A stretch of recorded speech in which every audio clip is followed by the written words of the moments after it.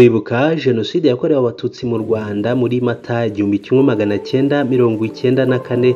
Turibuka ku nshuro ya 28. Ndakwifuriza kwibuka wiyubaka nk'uko insanganyamatsiko dufite uyu mwaka ibivuga. Ijwi wumva ni rya Lani Claude, hanyuma ukurikiye ibiganiro by'Ishyo TV.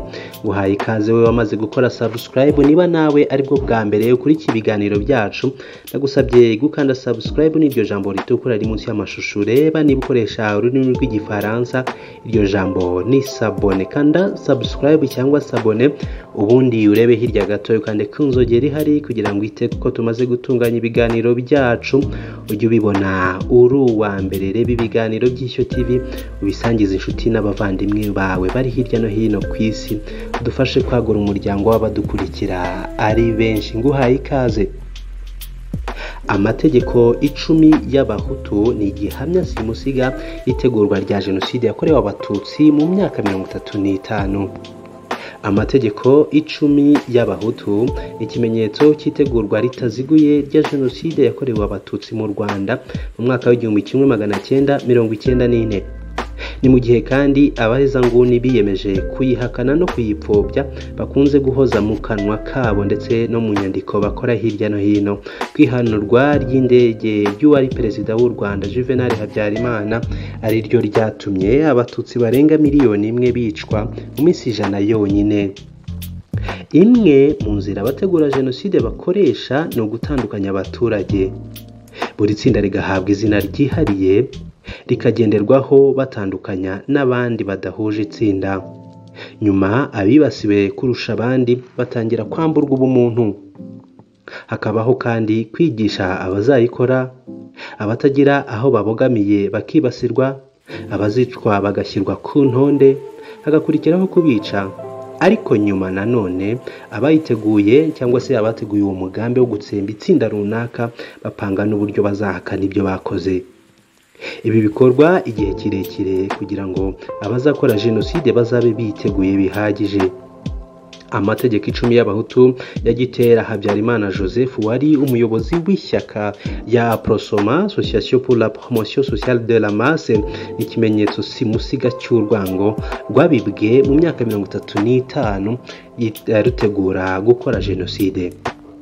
Aya mategeko ya Gitera yerekana ko guhindura abatutsi abantu babi byatangiye kera, ubwo batangiraga kwicwa mu myaka y'1959 bakangwa urunuka, abandi bagacibwa mu gihugu cyabo bakagirwa impunzi mu bihugu bituranye n'u Rwanda ndetse n'ahandi hirya no hino ku isi.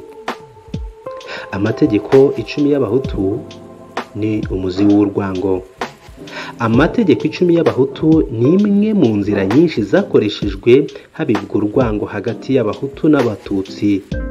Uru rwango rwarabibwe koko rurakura rugeza u Rwanda kuri jenoside yakorewe abatutsi.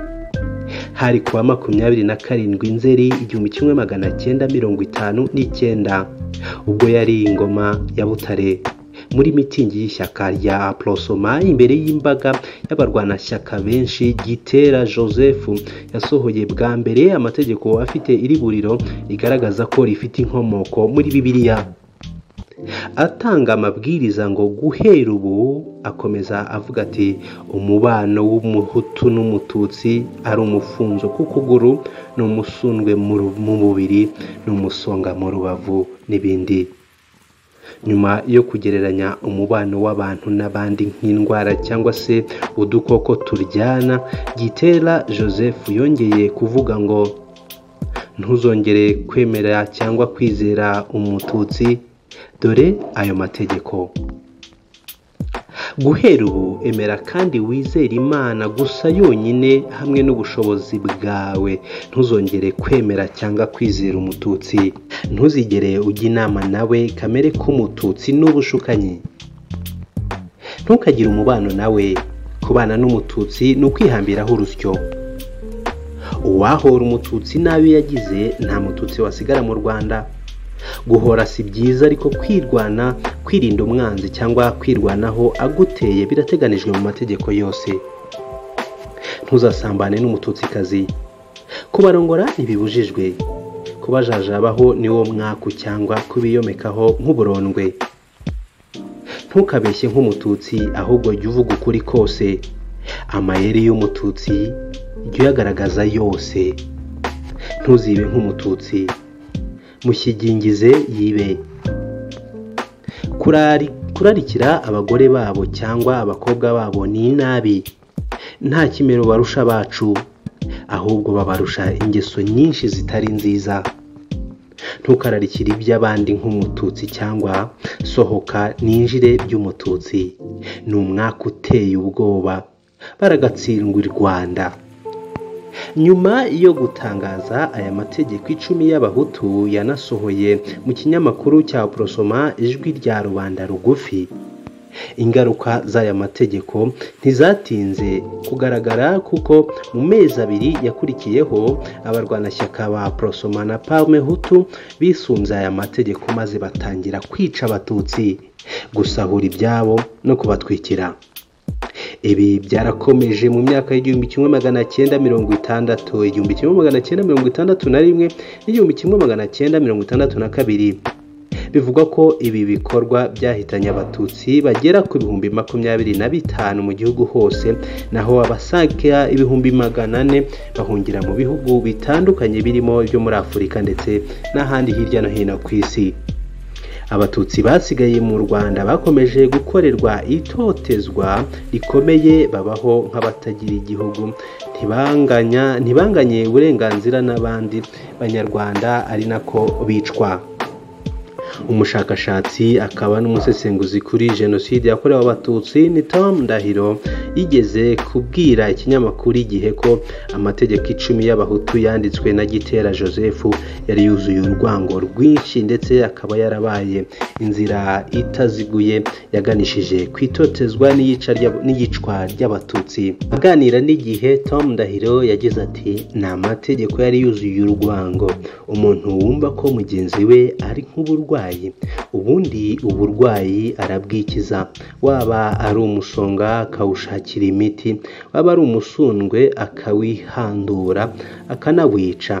Uko rero ni kwa gutegurwa kwa jenoside kuko byose bigaragaramo muri ayo magambo. Yongeye ati icyambere ni ukuvuga ko abantu badashobora kubana, harimo kwambura abantu bumuntu. Icyo kintu cyo kwita abantu imisundwe, kuvuga ngo abantu bice ku bandi, ni urwango rwahemberewe kera. Kuba nta hantu na hamwe bigaragara ko aba bantu babibaga urwango bigeze babihanirwa, ibishobora gusobanura ko byari bishyigikiwe n'ubutegetsi bwariho muri icyo gihe. Kwigisha urwango kwa Gitera Joseph ntibyarangiranye n'ibyo yanditse mu 1959, dore ko no muri iryo jambo yatangaje ko ayo mategeko 10 y'urwango yanatangaje ko abatutsi bashobora gushira mu Rwanda. Uyu Joseph Habyarimana Gitera niwe wasobanuriye Perezida Juvenal Habyarimana ko umugore we umugome ari umututsi. Mu nyandiko ye yise Par qui et comment les construire les toits les Hutus les Tutsis du Rwanda entre eux, inyandiko yise iyo gutanga umusanzu w'icyo yise protocole de la réconciliation nationale entre les Rwandais. Tariki ya 7 Gicurasi hari mu 1976. Iyo nyandiko yari igenewe Perezida Juvenal Habyarimana w'u Rwanda. Igice kimwe cy'iyo nyandiko cyandukuwe muri Kangura nomero ya 6 Ukuboza mu 1990 kuri page ya 12 kugera kwa 15. Iyi nimero ya Kangura akaba ari nayo yasohoye aya mategeko 10 y'abahutu. Gitera yandikiye Perezida Habyarimana ngo ari igisubizo ku bibazo yari yaramubajije ngo abahutu n'abatutsi bapiki.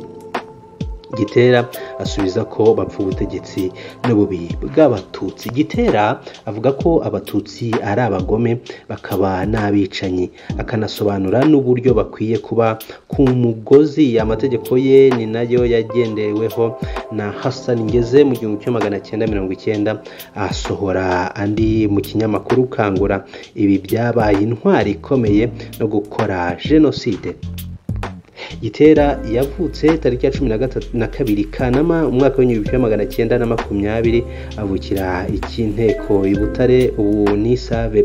Yagaragaje inyota ya politike ubwo yigaga mu seminari nkuru ya Nyakibanda aho yaje kwirukanwa atarangije amashuri. Ifishi ye yo mu Nyakabanda yerekana ko impamvu yirukanwe harimo ko basangaga adashobora kuzavamo umupadiri mwiza kuko icyari kimurimo ari ukuzavamo umunyapolitike wa mbere mu gihugu uzahindura amatwara y'u Rwanda. Mu 1957 yakajije umurego mu bikorwa bye bya politike cyane cyane iby'ivangura no kwanga abatutsi urunuka aho yigitaga umucunguzi w'abahutu. Tariki ya mbere Ugushyingo hari mu 1957 Isave, Gitera ari kumwe n'abandi bagabo nka Munyangaju Aloys, Gasingwa Germain na Sindikubwabo Theodore bashinze ishyirahamwe ribaryita Aprosoma. Iri ryari ishyirahamwe ngo ryari rigamije kuzamura imibereho ya rubanda nyamwinshi. Kuva tariki ya 19 Gicurasi hari mu 1958 Gitera yashinze ikinyamakuru akita Ijwi rya Rubanda Rugufi. Iki cyabaye ikinyamakuru cya Aprosoma, anagikoresha mu kugaragaza amatwara n'ibitekerezo bye. 15 Gashyantare umwaka wa 1959 Aprosoma yaje guhinduka ishyaka, gusa intego yakomeje ari ya yindi kandi nta mututsi winjiragamo. Gitera yari bereye umuyobozi igihe kinini. Mu mwaka wa 1965 Perezida George Kayibanda yafashe icyemezo cy'uko amashyaka yose avaho